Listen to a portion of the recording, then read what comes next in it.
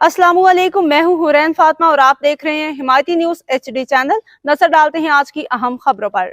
शहजाद हुसैन कायदाबाद का पुराना रिहायशी है। खलदाबाद के तकरीबन तमाम पुराने रिहायशी इसको जानते हैं। पढ़ा लिखा सुलझा हुआ खुददार शख्स है जिसके चेहरे पे हमेशा मुस्कुराहट देखने को मिलती है। बतौर फूड राइडर मेहनत करके अपनी फैमिली के लिए रिज़्क़ के हलाल कमाता था। बदकिस्मती से 2 माह कबल टांग कटने की वजह से माजूर होकर बिस्तर पे आ गया, जिसकी वजह से उसके अहले खाना जिनमें बीवी, 4 बेटियां, 1 बेटा शामिल हैं, शदीद परेशानी का शिकार हो गई हैं।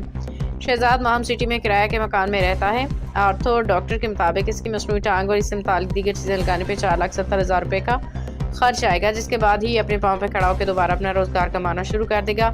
साहिब खैर साथियों से दरख्वास्त है हकीकी मानों में मुस्तहिक कायदाबाद के रहायशी माजूर शहजाद हुसैन की अपनी बसात के मुताबिक मदद करें।